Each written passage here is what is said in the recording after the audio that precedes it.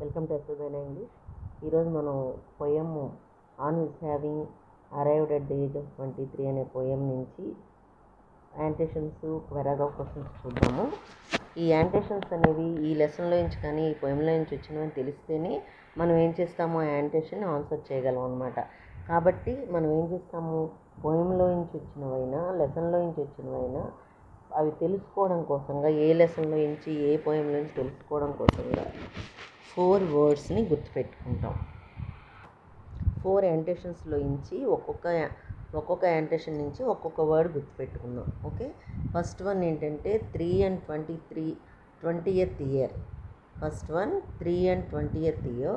Second one inward rightness. Third one mean or high. Fourth one task masters eye. మరొకసారి చెప్తున్నాను చూడండి. First one 3 and 20th year. Second one inward rightness. Third one mean or high. Fourth one task masters eye. మరొకసారి. First one 3 and 20th year. Second one inward rightness. Third one mean or high. Fourth one task masters eye. ఈ 4 వర్డ్స్ని గుర్తుపెట్టుకుంటేనే ఆ యాంటేషన్ ఏ పోయము ఏ లెసన్లో గుర్తుపట్టి answer చేయగలం. అలా లేదనుకోండి, మనం దేనిలో నుంచి ఆ యాంటేషన్ వచ్చింది తెలియకపోతే you can't answer the annotation. Okay, కాబట్టి ఈ 4 వర్డ్స్ని జాగ్రత్తగా గుర్తుపెట్టుకోవాలి. ఓకే, ఏవేంటి అవి? 3 and 20th year ఫస్ట్ది. Second one inward rightness. Third one mean or high. Fourth one task masters eye. Okay, ఇప్పుడు ఈ క్వశ్చన్కి ఇచ్చిన వెంటనే మనం ఏం చేస్తాము, ఇలా ఈ వర్డ్స్ చూసుకుంటాం.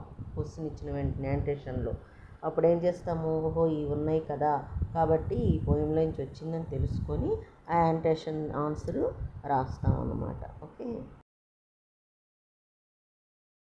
యాంటేషన్లో మనం రాయాల్సింది రెఫరెన్సు, కాంటెక్స్ట్. ఈ రెఫరెన్స్ కాంటెక్స్ట్ ఏంటంటే, మనము రెఫరెన్స్ అనేది these lines on his having arrived at the age of 23 written by John Milton. First line మరొకసారి చెప్తున్నాను. These lines are taken from the poem on his having arrived at the age of 23 written by John Milton. Okay, అంటే ఈ lines on his having arrived at the age of 23 పోయంలోంచి తీసుకుని బట్టవి. తర్వాత ఇది రాసినటువంటి వాళ్ళు జాన్ మిల్టన్. మరొకసారి చెప్తున్నాను,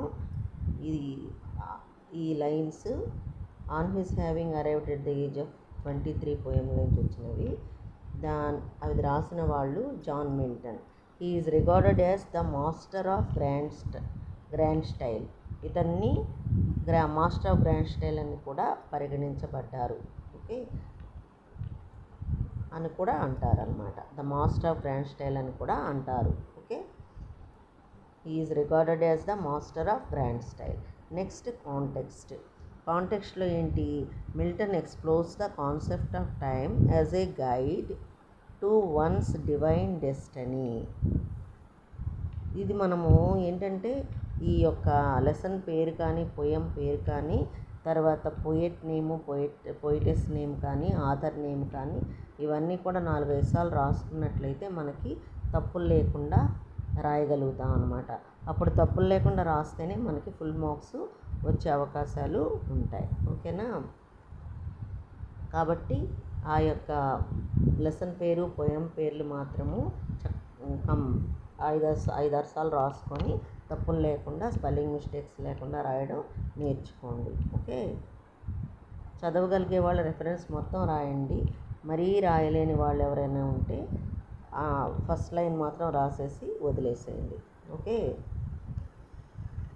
నెక్స్ట్ ఇతన్ని మాస్టర్ ఆఫ్ గ్రాండ్ స్టైల్ అని కూడా అంటారని చెప్పాను కదా. తర్వాత కాంటెక్స్ట్లో దీనిలో మిల్టన్ కాన్సెప్ట్ ఆఫ్ టైంని ఎక్స్ప్లోర్ చేశాడు. దేనిలో, ఈ యొక్క పోయంలో కాన్సెప్ట్ ఆఫ్ టైంని ఎక్స్ప్లోర్ చేశాడు. దైవిక విధికి మార్గదర్శకంగా టైంని అన్వేషించారన్నమాట. దైవిక విధికి మార్గదర్శకంగా టైంని అన్వేషించారు.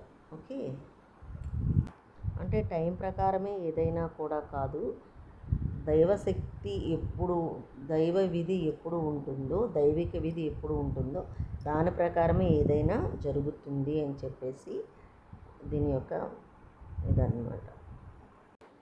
దైవ విధి ప్రకారమే ఏదైనా జరుగుతుంది. దేవుడు ఎప్పుడు ఇలా జరగాలి అని రాసుంటే మాత్రమే అప్పుడే జరుగుతుంది అన్నమాట అది. ఓకే, ఇది కాంటెక్స్ట్. ఓకే, ఆ వాక్యాన్ని అలా బైహార్ట్ చేయండి. చదవలేని వాళ్ళు వదిలేసేయండి, పర్లేదు. ఓకే,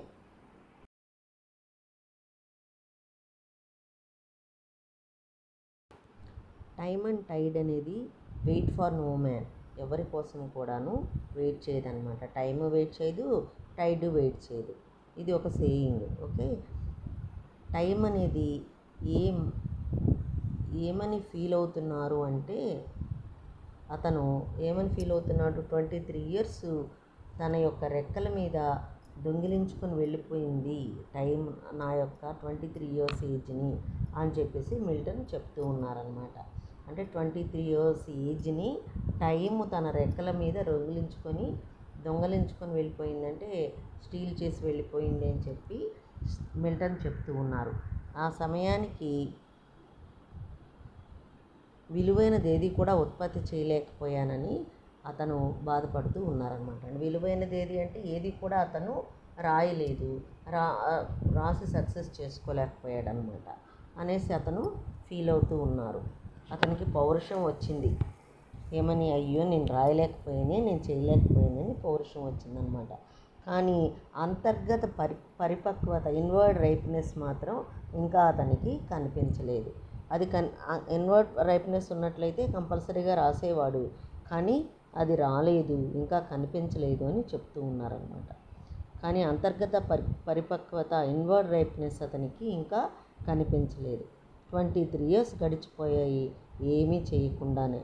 ఓకే, ఆత్మ పరిశీలన తర్వాత ఇప్పుడు దాకా బాధపడ్డాడు. ఏమని, అయ్యో నేనేమీ రాయలేదే, ఇలాగ 23 years గడిచిపోయాయి, టైం ఏమో నా యొక్క ఏజ్నంతా కూడా దొంగలించుకొని వెళ్ళిపోయింది అని చెప్పేసి బాధపడుతూ ఉన్నాడు. ఏమీ చేయలేకపోయాను, ఏమీ రాయలేకపోయాను, నాలో ఇన్వర్డ్ రైప్నెస్సే లేదు ఇంతవరకు అని చెప్పేసి బాధపడుతూ ఫీల్ అవుతూ ఉన్నాడు.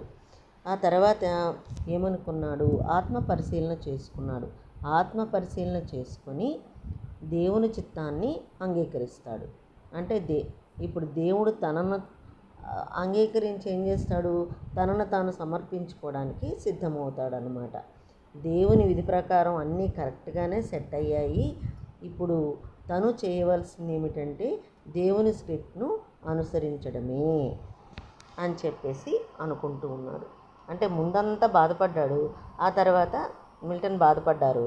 ఆ తర్వాత ఆత్మ పరిశీలన తర్వాత ఏమనుకున్నాడు, దేవుని చిత్తంని అంగీకరిస్తాడు. దేవుని చిత్తం ఇలాగే ఉందేమో అని చెప్పేసి అనుకుంటాడు అన్నమాట. అనుకొని దాన్ని అంగీకరిస్తాడు, అగ్రీ చేస్తాడు. ఇప్పుడు దేవునికి ఏంటి, తనను తాను సమర్పించుకోవడానికి సిద్ధమవుతారు. ఎప్పుడైతే ఇది దేవుని చిత్తం ప్రకారం జరుగుతుంది అని అంగీకరిస్తాడో అతను, అప్పుడు తనను తాను సమర్పించుకోవడానికి సిద్ధమవుతాడు దేవుడికి. ఓకే, దేవుని విధి ప్రకారం అన్నీ కరెక్ట్గానే సెట్ అయ్యాయి. ఇప్పుడు తను చేయవలసింది ఏమిటంటే దేవుని స్క్రిప్ట్ని అనుసరించడమే. అన్నీ కరెక్ట్గానే జరుగుతున్నాయి, నేను రాయకపోయినా అది దేవుని విధి ప్రకారమే జరిగింది కాబట్టి అన్నీ కరెక్ట్గానే సెట్ అయ్యాయి. ఇప్పుడు తను చేయవలసింది ఏంటి, దేవుని స్క్రిప్ట్ ఎలా ఉందో దాన్ని అనుసరించి వెళ్ళడమే. అంటే కామ్గా ఉండిపోవడమే, ఎప్పుడు జరగాలంటే అప్పుడు జరుగుతుంది అని అన్నమాట. చివరిగా టాస్క్ మాస్టర్ గ్రేస్ కోసం వెయిట్ చేస్తాను అని చెప్తారనమాట. టాస్క్ మాస్టర్ అంటే గాడ్. ఓకే, చివరిగా ఏం చెప్తాడు, టాస్క్ మాస్టర్ గ్రేస్ కోసం వెయిట్ చేస్తాను అని చెప్తాడు. ఓకే,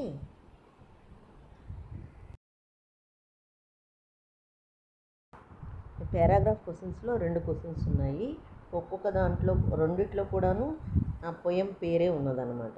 కాబట్టి అది ఒక 4-5 సార్లు రాయమని ముందే చెప్పాను కదా, అప్పుడు ఆ లెసన్ పేరు కూడా గుర్తుంటుంది, రాయడము స్పెల్లింగ్ మిస్టేక్స్ లేకుండా రాయడానికి గుర్తుంటుంది. తర్వాత ఇక్కడ ఉన్న 2 కూడాను అదే అన్నమాట. అది లెసన్ పోయం పేరు అని చూసిన వెంటనే మనకి అలా పోయంలో నుంచి వచ్చిందని ఈజీగా తెలిసిపోతుంది. కాబట్టి ఆ పారాగ్రాఫ్ క్వశ్చన్ రాయొచ్చు. ఇక్కడ మనకి ఇంట్రొడక్షన్ ఏంటంటే దీనిలో ఇంట్రొడక్షన్ రాస్తాము, తర్వాత మెయిన్ ఆన్సర్ అని రాస్తాం అనమాట. ఈ మెయిన్ ఆన్సర్ అనేది కంప్లీట్గా మీరు ఎక్స్ప్లెనేషన్లో ఏదైతే రాస్తారో యాంటేషన్లో అదే రాస్తారనమాట. ఇక్కడ మెయిన్ ఆన్సర్లో మనము యాంటేషన్లో ఎక్స్ప్లెనేషన్లో ఏవి రాస్తామో అదే ఇక్కడ రాస్తాము. తర్వాత ఇంట్రొడక్షన్లో కూడాను యాంటేషన్లో రెఫరెన్స్ కాంటెక్స్ట్ ఏదైతే రాసామో అదే ఇక్కడ మనము యాంటేషన్ దీనిలో పారాగ్రాఫ్ క్వశ్చన్లో ఇంట్రొడక్షన్గా రాస్తాం. ఓకే, కాబట్టి మీరు ఈజీగా ఒకసారి నీట్గా నేర్చుకున్నట్లయితే రెండుకి కూడాను రాసుకోవచ్చు. ఓకే, కాకపోతే మీరు రెండుకి రాస్తే ఇలాగా ప్రాబ్లం మార్కులు తగ్గుతాయి కదా అనుకుంటారేమో. అంటే ఇప్పుడు మనకి ఎలా చేస్తామంటే ఫస్ట్ క్వశ్చన్ రాసామనుకోండి, ఇది రాసాము, తర్వాత పారాగ్రాఫ్ క్వశ్చన్స్కి వచ్చేటప్పటికి ఫోర్త్లో ఎక్కడో లాస్ట్లో రాసుకుంటాం అనమాట. అంటే అప్పుడు మనకు దూరం వస్తుంది కదా, కాబట్టి ఈజీగా మనకు మార్క్స్ వస్తాయి, కంపల్సరీగా వస్తాయి అన్నమాట. Okay, all the best.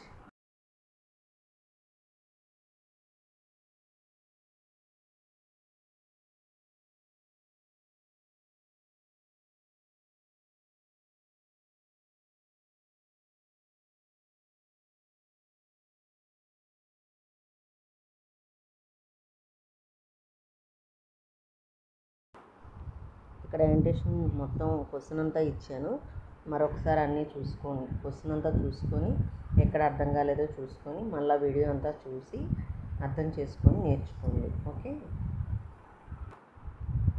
రాసుకోండి నోట్స్లో. తర్వాత ఇక్కడ పారాగ్రాఫ్ క్వశ్చన్ ఇచ్చాను, ఈ పారాగ్రాఫ్ క్వశ్చన్లో ఇంట్రొడక్షన్ మెయిన్ ఆన్సర్ కూడా ఇచ్చాను. కాబట్టి మొత్తం ఆన్సర్ అంతా కూడా ఒకసారి చూసుకొని మీకు ఎక్కడ అర్థం కాలేదో ఒకసారి ఈ వీడియో అంతా తిప్పి చూసుకోండి. ఓకే.